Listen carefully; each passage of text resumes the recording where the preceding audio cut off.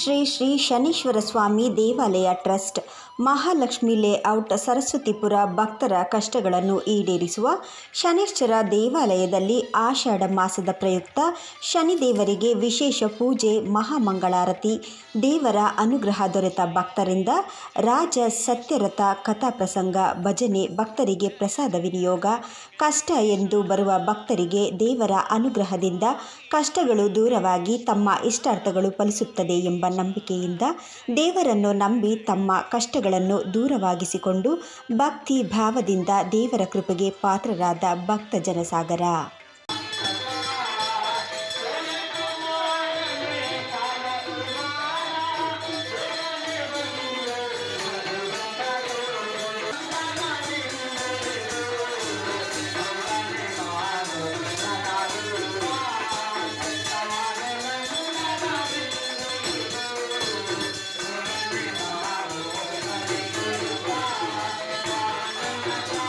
ಇಲ್ಲ, ನಾವು ಮನೆ ಒಂದು ಸೈಟ್ ಮಾರಬೇಕು ಅಂತ ಅಂದ್ಕೊಂಡಿದ್ವಿ.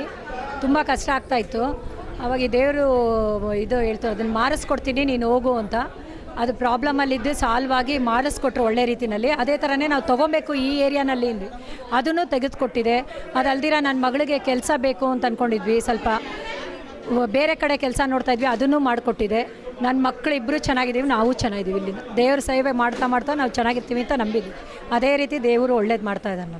ನಾನು ಇಲ್ಲಿಗೆ ಫಸ್ಟ್ ಬಂದಿದ್ದು ತುಂಬ ಖುಷಿ ಆಯಿತು. ನನ್ನ ಫ್ರೆಂಡ್ ಪೂಜೆ ಮಾಡಿಸಿದ್ರು, ಅದಕ್ಕೋಸ್ಕರ ಬಂದೆ. ಆ ನಂಬಿಕೆ ನನಗೂ ಬಂತು. ಮುಂದೆ ನಾವು ಪೂಜೆ ಮಾಡಿಸ್ಬೋದು, ದೇವರಲ್ಲಿ ತುಂಬ ನಂಬಿಕೆ ಇದೆ.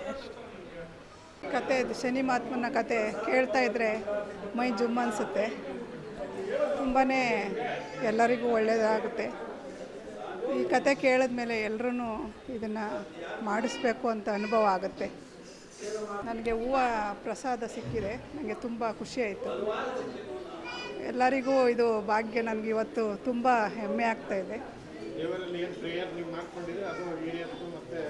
ಈಡೇರಿತು, ಫಲಿಸ್ತು. ನಾನು ಯಾರಿಗೇ ಆಗಲಿ ಅವ್ರ ದೇವರಲ್ಲಿ ಏನು ಪ್ರಾರ್ಥನೆ ಮಾಡ್ಕೋತಾರೆ ಅದು ನಿಜ ಆಗುತ್ತೆ ಅನ್ನೋದು ನನಗೆ ಅನುಭವ ಆಗಿದೆ. ವರ್ಷದಿಂದ ಬರ್ತಾ ಇದ್ದೀವಿ. ಈ ದೇವಸ್ಥಾನದಲ್ಲಿ ತುಂಬ ಚೆನ್ನಾಗಿ ಪೂಜೆ ಆಗ್ತದೆ. ಭಕ್ತರು ಹಂಗೆ ಬರ್ತಾವ್ರೆ.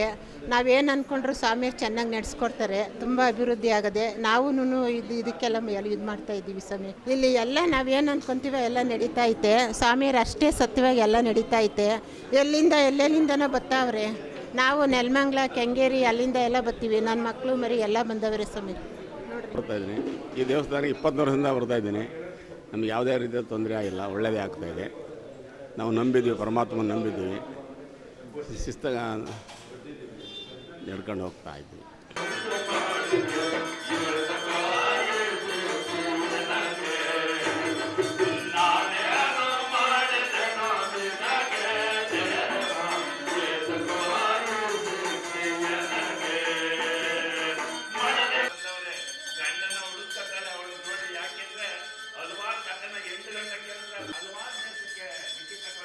ಆಷಾಢದ 3ನೇ ಶ್ರಾವಣ ಶನಿವಾರ ಕಥಾ ಶ್ರವಣ ಆಗಿದೆ. ಭಕ್ತರದು ಹೆಚ್ಚಿನ ರೀತಿಯಲ್ಲಿ ಅನುದಾನ ಸೇವೆ ವಾರದಲ್ಲೂ ಆಗ್ತಾಯಿದೆ. ಭಕ್ತರು ಹೆಚ್ಚಿನ ರೀತಿಯಲ್ಲಿ ಸೇರ್ತಾ ಇದ್ದಾರೆ. ಬಂದಿರತಕ್ಕಂಥ ಭಕ್ತರ ಕಣ್ಣೀರು ದೂರ ಆಗಿ ಅವರ ಕಷ್ಟ ಸುಖಾದಿಗಳೆಲ್ಲ ಸುಖ ಬಂದು ಕಷ್ಟ ದೂರ ಆಗಲಿ ಅಂಥೇಳಿ ಶನಿರಾಜನಲ್ಲಿ ನಾನು ಪ್ರಾರ್ಥನೆ ಮಾಡ್ತಾ, ಶ್ರಾವಣ ಶನಿವಾರ 5 ವಾರನೂ ಕಥಾಭಾಗಗಳಿದೆ. 5 ವಾರ ಹೆಚ್ಚಿನ ರೀತಿಯಲ್ಲಿ ಅನುದಾನ ಇದೆ. ಭಕ್ತರು ಎಲ್ಲರೂ ಬಂದು ಹೆಚ್ಚಿನ ರೀತಿಯಲ್ಲಿ ಸೇರಿ ಅನ್ನದಾನ ಪ್ರಸಾದ ಸ್ವೀಕರಿಸಿ ಅಂತೇಳಿ ನನ್ನ ಕರ್ನಾಟಕದ ಜನತೆಗೆ, ನನ್ನ ಪರಮ ಭಕ್ತರಿಗೆ ನಾನು ಸಾಷ್ಟಾಂಗ ನಮಸ್ಕಾರ ಹೇಳ್ತೀನಿ. ಭಕ್ತರು ಹೆಚ್ಚಿನ ರೀತಿಯಲ್ಲಿ ಬಂದು ಸೇರಲಿ, ಅನುದಾನ ಮಾಡಲಿ. ಪ್ರಸನ್ನ ದೇವಸ್ಥಾನದ ಪ್ರಧಾನ ಅರ್ಚಕರಾಗಿ ನಾನು ಹೆಚ್ಚಿನ ರೀತಿಯಲ್ಲಿ ದೇವ್ರನ್ನ ಕೇಳ್ಕೊತಾ ಇದ್ದೀನಿ. ಜೈ ಕರ್ನಾಟಕ. ಇಲ್ಲಿ ಕೇಳಿದ್ದು ಇವತ್ತು ಕತೆ ಮಾಡಿಸ್ತಂಥ ಭಕ್ತರು ಬಂದಾಗ ಏನೂ ಇರಲಿಲ್ಲ. 2 ಭೂಮಿ ವ್ಯಾಪಾರ ಆಗಬೇಕು ಅಂದರು. 2 ಭೂಮಿನ ವ್ಯಾಪಾರ ಮಾಡಿಸ್ತೀನಿ ಅಂತ ಸ್ವಾಮಿ ಹೇಳಿ, ಅದು ವ್ಯಾಪಾರ ಆದಮೇಲೆ ಮನೇನ ನನಗೆ ಬೇಕು ಅಂತ ಕೇಳ್ಕೊಂಡ್ರು. ಮನೆ ಬೇಕು ಅಂತ ತಗೊಂಡ್ಮೇಲೆ ರಾಜಾಜಿನಗರದಲ್ಲಿ ಮನೆ ತಗೊಂಡು ಹೆಚ್ಚಿನ ರೀತಿಯಲ್ಲಿ ಇವತ್ತು ಸೇವೆ ಮಾಡವ್ರೆ.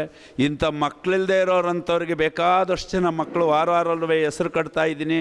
ಹೆಸ್ರು ಕಟ್ಕೊಂಡು ಅವರಿಗೆ ಕಥಾ ಶ್ರವಣ ಮಾಡಿಸ್ಕೊಂಡು ಹೆಚ್ಚಿನ ರೀತಿಯಲ್ಲಿ ಅನುದಾನ ಮಾಡಿಸ್ತಾ ಇದ್ದಾರೆ. ಭಕ್ತರು ಕೇಳ್ದಂತೆ ಆಗ್ತಾ ಇದೆ. ಅಂಥ ಭಕ್ತರ ಕಣ್ಣೀರು ದೂರ ಆಗಲಿ. ಇನ್ನು ಭಕ್ತರಿಗೆ ಏನೇ ಕಷ್ಟ ಸುಖಾದಿಗಳು ಅವ್ರು ಕೇಳ್ದಂಥದ್ದು ಭಗವಂತ ನಡೆಸ್ಕೊಡ್ಲಿ ಅಂತೇಳಿ ಆ ಶನಿರಾಜನಿಗೆ ಸಾಷ್ಟಾಂಗ ನಮಸ್ಕಾರ ಹೇಳ್ತಾ ನನ್ನ ಮಾತನ್ನು ನಿಲ್ಲಿಸ್ತಾ ಇದ್ದೀನಿ. ಇವತ್ತು ಈಗ ವರ್ಷದಲ್ಲಿ ಅರ್ಕೆ ಮಾಡ್ಕೊಂಡಂಥ ಕಥೆನ ಅವ್ರದ್ದು ಡಿಸೆಂಬರ್ ತಿಂಗಳಲ್ಲೇ ಅವ್ರ ಕೆಲಸಗಳೆಲ್ಲ ಆದೋ. 2 ಜಮೀನು ಮಾರಾಟ ಆಯಿತು. 2 ಜಮೀನು ಮಾರಾಟ ಆದಮೇಲೆ ಮನೆ ತಗೋಬೇಕಾಯಿತು. ಮನೆ ತಗೊಂಡಾದಮೇಲೆ ಕತೆ ಮಾಡಿಸ್ತೀನಿ ಅಂದರು.